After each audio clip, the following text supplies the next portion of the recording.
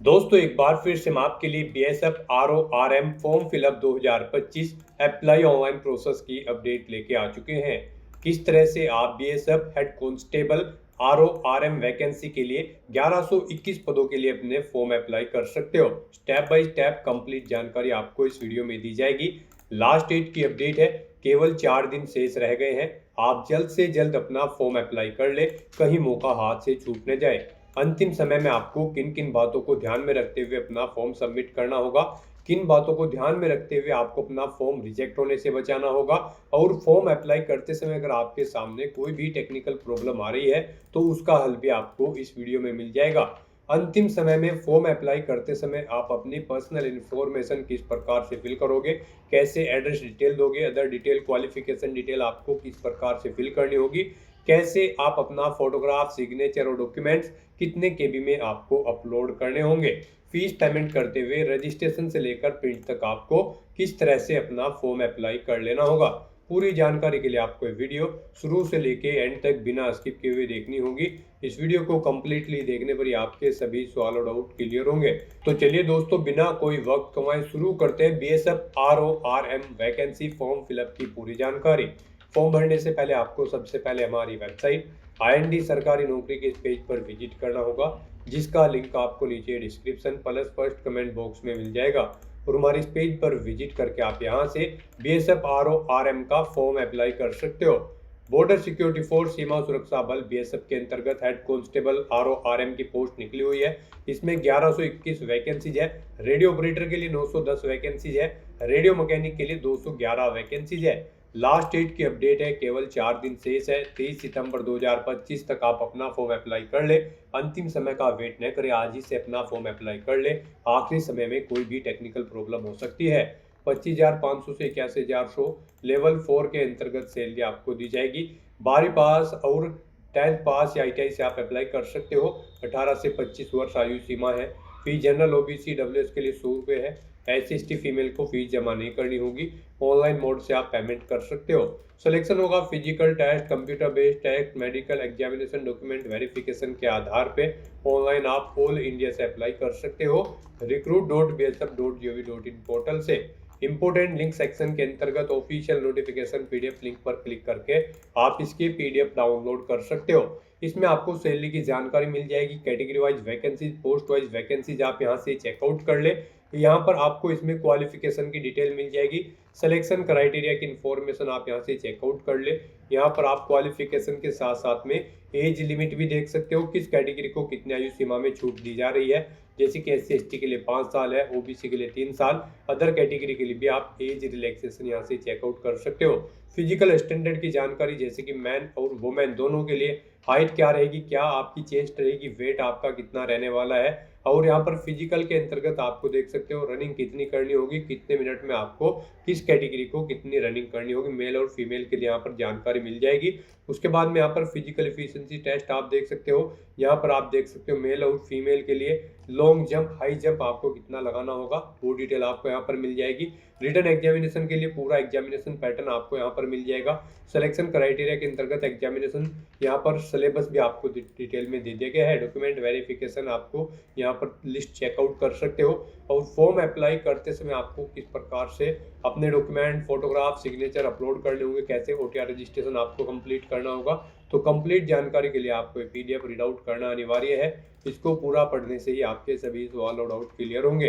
ये PDF read out करने के बाद में आपको अप्लाई ऑनलाइन लिंक पर क्लिक करना होगा, तो आपके सामने ऑनलाइन आवेदन करने का ये ऑफिशियल पोर्टल ओपन हो जाएगा। गाइस, यहाँ पर आने के बाद अगर आपने पहले से बीएसएफ की किसी भी भर्ती के लिए रजिस्ट्रेशन कर रखा है तो यहाँ पर आपको लॉगिन करके अपना फॉर्म अप्लाई करना है। उसके लिए यहाँ पर आपको कैंडिडेट लॉगिन का ये लिंक दिया गया है, आपको इस पर क्लिक करना है और आपके सामने लॉगिन का इंटरफेस ओपन हो जाएगा।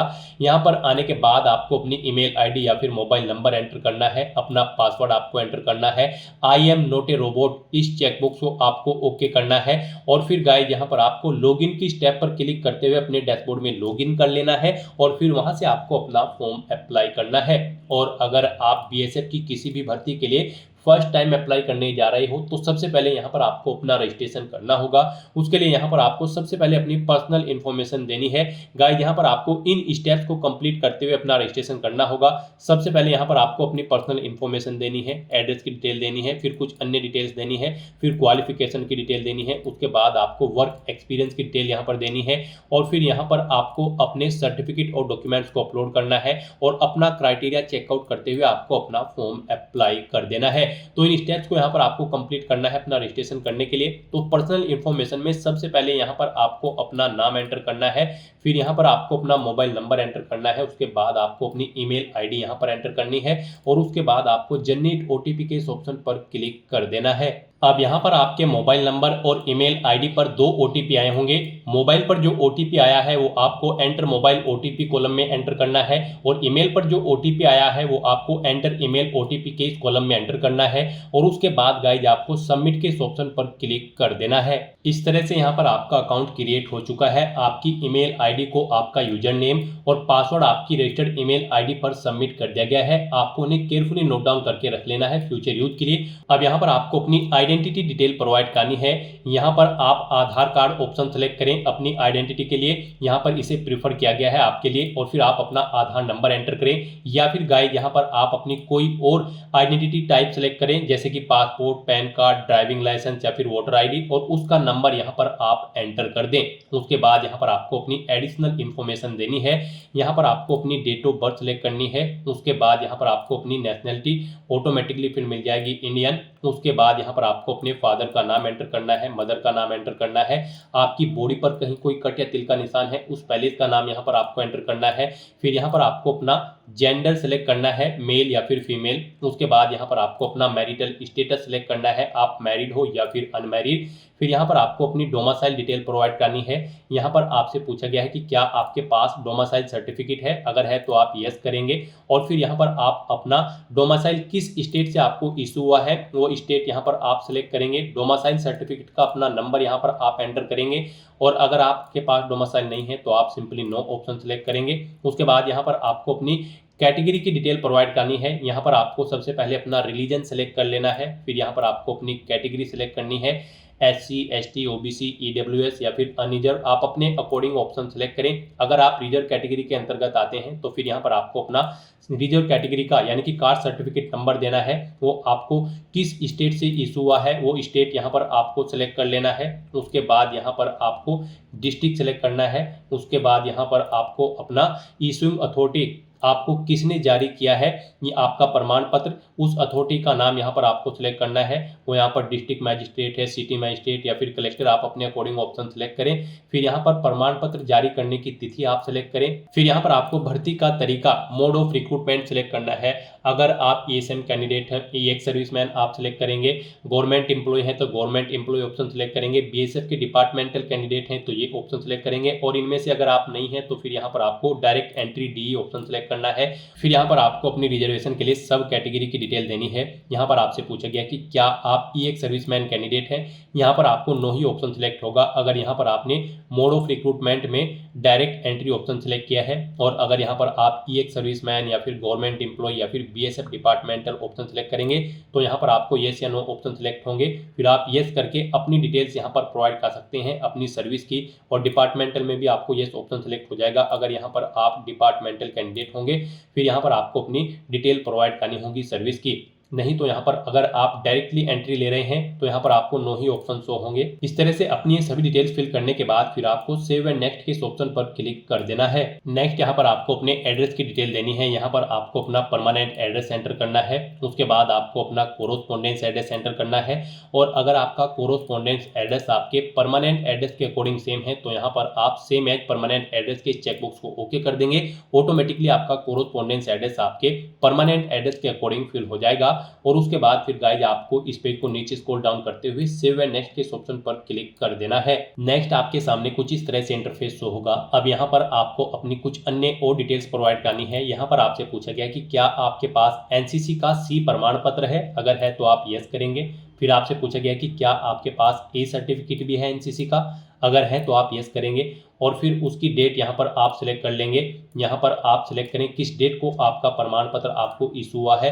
उसके बाद यहाँ पर आपसे पूछा गया कि क्या आपके पास बी सर्टिफिकेट भी है, अगर है तो यस करें और उसकी डेट भी यहाँ पर आप सिलेक्ट कर लें। फिर आपसे पूछा गया कि क्या आपके पास सी सर्टिफिकेट भी है एनसीसी का, अगर है तो आप यस करें और उसे प्राप्त करने की डेट भी यहाँ पर आप सिलेक्ट कर लें। और गाइज अगर आपके पास एनसीसी का सी प्रमाण पत्र नहीं है तो सिंपली यहाँ पर आप नो ऑप्शन सिलेक्ट करेंगे। फिर आगे की डिटेल आपको नहीं देनी होगी। उसके बाद आपसे पूछा गया है कि क्या आपके पास कोई स्पोर्ट अचीवमेंट खेल की उपलब्धि है, अगर है तो आप यस करें और फिर उसकी डिटेल यहाँ पर आप प्रोवाइड कराएं। जैसे कि यहाँ पर आपसे पूछा गया है आपके पास कौन कौन सी खेल की उपलब्धि है, यहाँ पर आप सिलेक्ट करें किस गेम में आपके पास उपलब्धि है, boxing, judo, swimming, kabaddi, water sport, wushu या फिर जिम्नास्टिक। आप अपने अकॉर्डिंग यहाँ पर ऑप्शन सिलेक्ट करें। यहाँ पर आप बताएं आपने इंटरनेशनल लेवल पर खेला है ये गेम या फिर नेशनल लेवल पर या फिर all India inter university tournament या फिर नेशनल गेम्स या फिर स्पोर्ट्स फॉर स्कूल। आप अपने अकॉर्डिंग यहाँ पर ऑप्शन सेलेक्ट करें। उसके बाद यहाँ पर आपसे पूछा गया है आपको क्या एक से ज़्यादा खेल में उपलब्धि प्राप्त है, तो दूसरा खेल यहाँ पर आपको सिलेक्ट कर लेना है। उसके बाद उसकी डिटेल भी आपको देनी है, आपने उसे नेशनल, इंटरनेशनल या फिर स्कूल लेवल जिस भी लेवल पर खेला है आप अपने अकॉर्डिंग ऑप्शन सेलेक्ट कर लें।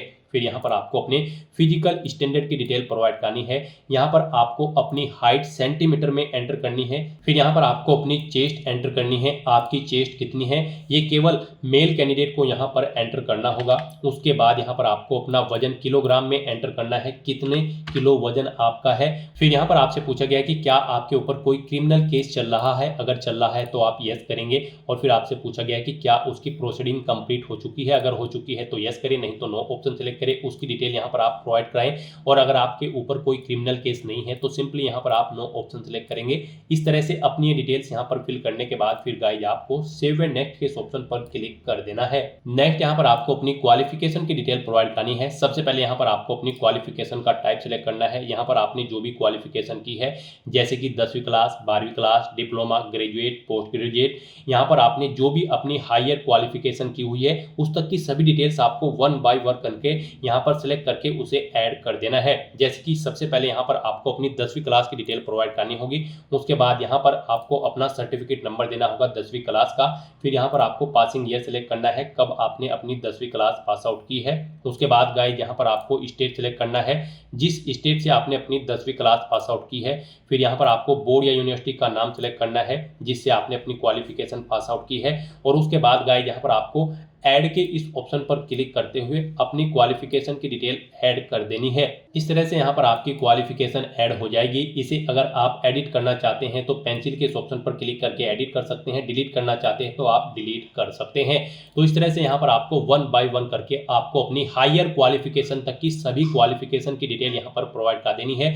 जैसे कि 10वीं के बाद 12वीं अगर आपने की है तो 12वीं की डिटेल, 12वीं के बाद आपने ग्रेजुएशन, पोस्ट ग्रेजुएशन, कोई डिप्लोमा, पीएचडी, एमफिल जो भी डिग्री आपने की हुई है वो यहाँ पर आप सिलेक्ट करें और वन बाय वन करके ऐसे ही यहाँ पर आप अपनी हाईएस्ट क्वालिफिकेशन तक की डिटेल्स ऐड कर दें। और इस तरह से यहाँ पर अपनी सभी क्वालिफिकेशन ऐड करने के बाद गाइज फिर आपको नेक्स्ट के इस ऑप्शन पर क्लिक कर देना है। नेक्स्ट यहाँ पर आपको अपने एक्सपीरियंस की डिटेल प्रोवाइड करनी है। यहाँ पर आपसे पूछा गया है कि क्या आप एम्प्लॉय हैं, अगर हैं तो आप यस करेंगे और फिर उसकी डिटेल यहाँ पर आप प्रोवाइड कराएंगे। जैसे कि यहाँ पर आप प्रेजेंट में हैं या फिर पास्ट में एम्प्लॉय थे, आप अपने अकॉर्डिंग ऑप्शन सेलेक्ट करें।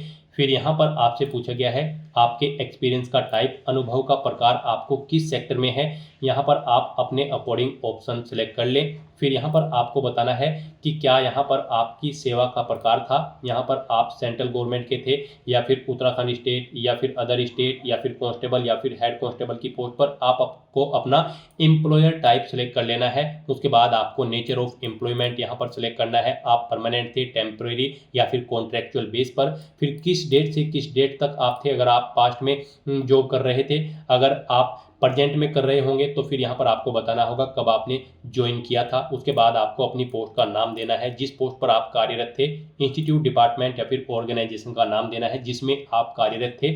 और उसके बाद गाइज आपको सेव के इस ऑप्शन पर क्लिक करके अपनी एक्सपीरियंस की डिटेल यहाँ पर ऐड कर देनी है। यहाँ पर आपको आपके एक्सपीरियंस की डिटेल शो हो जाएगी और अगर आपको एक से ज़्यादा जगह वर्किंग एक्सपीरियंस है फिर आप दोबारा से यहाँ पर ये सभी डिटेल्स प्रोवाइड कराते हुए अपने एक्सपीरियंस की डिटेल सेव के ऑप्शन पर क्लिक करते हुए यहाँ पर सेव कर दें। 1 बाय 1 करके यहाँ पर ऐड हो जाएंगे आपके एक्सपीरियंस की डिटेल और फिर गाइज यहाँ पर आपको सेव एंड नेक्स्ट के इस ऑप्शन पर क्लिक कर देना है। और गाइज अगर आपको एक्सपीरियंस नहीं है तो सिंपली यहाँ पर आप नो ऑप्शन सेलेक्ट करेंगे, उसके बाद आपको कुछ भी डिटेल नहीं देनी है और फिर आप सेव एंड नेक्स्ट के इस ऑप्शन पर क्लिक कर देंगे। नेक्स्ट यहाँ पर आपको अपना फोटो, सिग्नेचर और डॉक्यूमेंट्स अपलोड करने हैं। इनके लिए आपको गाइडलाइन दी गई है। यहाँ पर आपका जो फोटो होगा वो 30 KB से 100 KB के बीच में होना चाहिए। सिग्नेचर आपके 20 KB से 50 KB के बीच में होनी चाहिए। क्वालिफिकेशन, कास्ट, एक्सपीरियंस सर्टिफिकेट, जो बाकी के सर्टिफिकेट्स हैं वो यहाँ पर आपके 30 KB से 100 KB के बीच में होना चाहिए और इन डॉक्यूमेंट्स का फॉर्मेट आपका JPG, JPEG, PNG या PDF होना चाहिए। तो इन डॉक्यूमेंट्स को अपलोड करने के लिए आपको यहाँ पर अपलोड फोटो, अपलोड सिग्नेचर या फिर अपलोड 10th मार्कशीट या फिर 12th certificate, upload graduate certificate, post graduate certificate, यहाँ पर आपने जो भी क्वालिफिकेशन की होगी उसके अकॉर्डिंग यहाँ पर आपको ऑप्शन शो कर दी जाएंगे।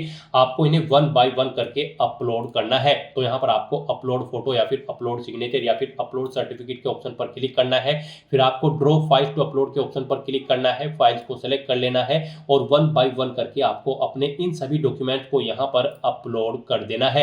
यहाँ पर अगर आपके इन डॉक्यूमेंट का साइज कम या ज्यादा है तो आपको गूगल पर जाना है और वहां पर इमेज रिसाइजर टाइप करना है। मल्टीपल ऑनलाइन वेबसाइट आपके सामने ओपन होंगी, उनमें आप अपने जिस भी डॉक्यूमेंट का साइज कम या ज्यादा करना चाहते हैं उसे अपलोड करें और अपनी रिक्वायरमेंट के अकॉर्डिंग सेट करके उसे डाउनलोड करके फिर यहाँ पर आप अपलोड कर दें। इस तरह से अपने सभी डॉक्यूमेंट्स यहाँ पर आपको 1 बाय 1 करके अपलोड कर देने हैं। फिर आपको इस पेज को नीचे स्क्रॉल डाउन करना है, आई डू हरबी डिक्लेयर के चेकबॉक्स को ओके करना है और फिर गाइड आपको सेव एंड नेक्स्ट के ऑप्शन पर क्लिक कर देना है। नेक्स्ट आपके सामने कुछ इस तरह से इंटरफेस ओपन होगा। यहाँ पर आपका रजिस्ट्रेशन सक्सेसफुली कंप्लीट हो चुका है। अब गाइज आपको पोस्ट सेलेक्ट करनी है। आप यहाँ पर जिस पोस्ट के लिए अप्लाई करना चाहते हैं, head constable radio mechanic, head constable radio operator या फिर दोनों पोस्ट के लिए आप अपनी चॉइस के अकॉर्डिंग यहाँ पर ऑप्शन सेलेक्ट करें। उसके बाद यहाँ पर आप अगर दोनों पोस्ट के लिए अप्लाई करते हैं तो आपको प्रेफरेंस देना होगा।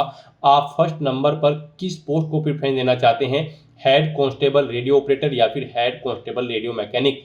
मान लीजिए आप यहाँ पर हेड कांस्टेबल रेडियो मैकेनिक की पोस्ट को फर्स्ट नंबर पर प्रेफरेंस देना चाहते हैं तो उसे आप फर्स्ट नंबर पर सिलेक्ट करें। फिर सेकंड नंबर पर आपकी ऑटोमेटिकली दूसरी पोस्ट सिलेक्ट हो जाएगी। उसके बाद यहाँ पर आपको आपकी पोस्ट के अकॉर्डिंग क्वालिफिकेशन की डिटेल शो कर दी गई है कि इन पोस्ट पर अप्लाई करने के लिए ये क्वालिफिकेशन आपके लिए रिक्वायर्ड है।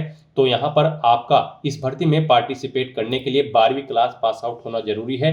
फिजिक्स, केमिस्ट्री और मैथमेटिक्स सब्जेक्ट के साथ मिनिमम 60% मार्क्स आपके होने चाहिए 12वीं क्लास में। तो यहाँ पर आपसे पूछा गया कि क्या आपने अपनी 12वीं क्लास PCM सब्जेक्ट के साथ पास आउट की है 60% मार्क्स ऑब्टेन करते हुए। तो यहाँ पर आपको येस ऑप्शन सेलेक्ट करना है। या फिर गाइज आपका यहाँ पर 10वीं क्लास पास आउट होना जरूरी है प्लस आपके पास ITI का डिप्लोमा होना जरूरी है रिलीवेंट डिसिप्लिन के अंतर्गत। यानी कि यहाँ पर आपके पास ITI का डिप्लोमा रेडियो एंड टेलीविजन में होना चाहिए या फिर इलेक्ट्रॉनिक्स इंजीनियरिंग में या फिर कंप्यूटर ऑपरेटर प्रोग्रामिंग असिस्टेंट या फिर data preparation and computer software या फिर जनरल इलेक्ट्रॉनिक्स इंजीनियरिंग या फिर डेटा एंट्री ऑपरेटर में आपके पास यहाँ पर ITI का डिप्लोमा होना चाहिए। तो यहाँ पर आपसे पूछा गया है आपने अपनी 10वीं क्लास पास आउट की है और ITI का आपके पास सर्टिफिकेट है रिलीवेंट ट्रेड के अंतर्गत। अगर है तो आप यस करेंगे, नहीं तो नो ऑप्शन सेलेक्ट करेंगे। यहाँ पर एक क्वालिफिकेशन इनमें से कोई भी आपके पास होनी रिक्वायर्ड है। फिर आपसे पूछा गया है कि क्या आपने 60% मार्क्स ऑब्टेन किए हैं 12वीं क्लास में।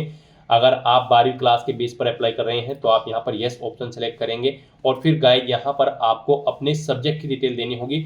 फिजिक्स में आपने कितने मार्क्स ऑब्टेन किए हैं 12th में वो यहाँ पर आप एंटर करें। उसके बाद केमिस्ट्री में कितने मार्क्स आपने ऑब्टेन किए हैं वो आप एंटर करें। फिर यहाँ पर मैथ में कितने मार्क्स आपने ऑब्टेन किए हैं वो आप एंटर करें। इस तरह से यहाँ पर आपकी परसेंटेज इन तीनों सब्जेक्ट की कैलकुलेट करके आपको शो कर दी जाएगी। इनमें से आपने कितने टोटल मार्क्स में से कितने परसेंट मार्क्स ऑब्टेन किए हैं उनके अकॉर्डिंग आपकी परसेंटेज कैलकुलेट करके यहाँ पर आपको शो कर दी गई है। फिर यहाँ पर आपको आपका फिजिकल स्टैंडर्ड ऑटोमेटिकली फिर मिलेगा। यहाँ पर जो आपने रजिस्ट्रेशन करते हुए अपनी फिजिकल डिटेल प्रोवाइड कराई थी वो यहाँ पर आपको ऑटोमेटिकली देखने को मिल जाएगी। अब यहाँ पर आपको अपनी कैटेगरी सेलेक्ट करनी है, आप जिस कैटेगरी से बिलोंग करते हैं, और फिर यहाँ पर अब गाइज आपको सेव एंड नेक्स्ट के ऑप्शन पर क्लिक कर देना है। नेक्स्ट आपके सामने कुछ इस तरह से इंटरफेस शो होगा। यहाँ पर आपको आपके एप्लीकेशन फॉर्म का पूरा प्रीव्यू शो कर दिया गया है। आपकी सभी डिटेल्स आपके रजिस्ट्रेशन से फैच कर ली गई है। आपको सभी डिटेल्स केयरफुली चेकआउट करनी है और यहाँ पर अब आपको अपना पैलेस एंटर करना है। उसके बाद यहाँ पर आपको सेंटर प्रेफरेंस देनी है। आप जिस सेंटर पर सक्सेसफुली रिक्रूट होने के बाद जॉब करना चाहते हैं वो सेंटर यहाँ पर आप सेलेक्ट करें। उसके बाद यहाँ पर आपको आपकी कैटेगरी के अकॉर्डिंग एप्लीकेशन फीस का अमाउंट देखने को मिल जाएगा। गाइड यहाँ पर अगर आप जनरल कैटेगरी से बिलोंग करते हैं तो यहाँ पर एक पोस्ट पर अप्लाई करने के लिए 100 रुपये फीस प्लस पोर्टल चार्जेज हैं 59 रुपये, और अगर आप दोनों पोस्ट के लिए अप्लाई कर रहे हैं तो फिर यहाँ पर आपको 200 रुपये फीस और 118 रुपये दो पोर्टल चार्जेस यहाँ पर आपको देने होंगे। और अगर आप रिजर्व कैटेगरी से बिलोंग करते हैं तो फिर यहाँ पर आपको केवल पोर्टल चार्ज देने होंगे। एक पोस्ट के लिए 59 रुपये और दो पोस्ट के लिए 118 रुपये यहाँ पर आपको पोर्टल चार्ज जमा कराना होगा। तो यहाँ पर आपको आपकी कैटेगरी के अकॉर्डिंग एप्लीकेशन फीस का अमाउंट देखने को मिल जाएगा। फिर आपको पेमेंट गेटवे में आना है, HDFC bank PG automatically select मिलेगा। उसके बाद आपको इस चेकबॉक्स को ओके करना है। कहीं पर कोई आपके एप्लीकेशन फॉर्म में मिस्टेक है तो आप बैक बटन पर क्लिक करके एडिट कर सकते हो, और अगर सभी चीज़ें ओके हैं तो यहाँ पर अब आपको बस अपना फीस पेमेंट करना है। उसके लिए आपको पे नाउ के इस टैब पर क्लिक कर देना है। उसके बाद आपके सामने डिक्लेरेशन का ये पॉपअप शो होगा। अब यहाँ पर आपको एग्री एंड पे के इस टैब पर क्लिक करना है। अब यहाँ पर आपको फीस पेमेंट के इंटरफेस पर डायरेक्ट कर दिया गया है। गाइड यहाँ पर आप debit card, credit card, net banking, wallet या फिर यूपीआई के माध्यम से अपना फीस पेमेंट कर सकते हो। यहाँ पर आपके लिए सबसे बेस्ट और इजी ऑप्शन यूपीआई का रहेगा। आप यूपीआई के ऑप्शन का यूज करते हुए अपना फीस पेमेंट कर दें। आप यूपीआई के ऑप्शन पर क्लिक करें। उसके बाद आपके सामने कुछ इस तरह से इंटरफेस होगा। यहाँ पर अगर आप अपनी यूपीआई आईडी या फिर मोबाइल नंबर के थ्रू फीस पेमेंट करना चाहते हैं तो यहाँ पर आप अपना मोबाइल नंबर या फिर यूपीआई आईडी एंटर करें और पे नाउ के ऑप्शन पर क्लिक करते हुए अपना फीस पेमेंट कर दें। या फिर गाइड यहाँ पर आप इस QR कोड को स्कैन करके अपने यूपीआई से फीस पेमेंट कर सकते हो। आपको यहाँ पर जनरेट QR के ऑप्शन पर क्लिक करना है। ये QR कोड आपको शो होगा, इसे आप अपने यूपीआई से स्कैन करें और अपना फीस पेमेंट कर दें। सक्सेसफुली फीस पेमेंट करने के बाद यहाँ पर आपके सामने मैसेज शो हो जाएगा, आपका फीस पेमेंट यहाँ पर सक्सेसफुली कंप्लीट हो चुका है। अब यहाँ पर आप प्रिंट के इस ऑप्शन पर क्लिक करते हुए अपने एप्लीकेशन फॉर्म का एक हार्ड कॉपी प्रिंट आउट ले सकते हैं फ्यूचर यूज के लिए, फ्यूचर रेफरेंस के लिए। और उसके बाद गाइस यहाँ पर आपको बैक टू होम के इस ऑप्शन पर क्लिक करना है। फिर आपको आपके डैशबोर्ड में डायरेक्ट कर दिया जाएगा। यहाँ से आप चेकआउट कर सकते हो। आपका जो फॉर्म था वो सक्सेसफुली यहाँ पर सबमिट हो चुका है। एप्लीकेशन स्टेटस में आपको सबमिटेड ऑप्शन शो कर दिया जाएगा। यहाँ पर आप अपनी एप्लीकेशन फीस का पेमेंट भी कर चुके हो, उसके लिए आपको पेड ऑप्शन यहाँ पर शो कर दिया जाएगा। यानी कि आप इस भर्ती के लिए सक्सेसफुली अपना फॉर्म अप्लाई कर चुके हो। तो दोस्तों ऐसे आप BSF हेड कांस्टेबल के 1121 खाली पदों को भरने के लिए अपना फॉर्म अप्लाई कर सकते हो बिना कोई मिस्टेक किए हुए। आज की इस वीडियो में बस इतना ही। आई होप ये वीडियो आपको पसंद आई होगी। अगर पसंद आई हो तो इसे लाइक और शेयर करें। चैनल पर नए हो तो इसे सब्सक्राइब कर लें। Thanks for watching.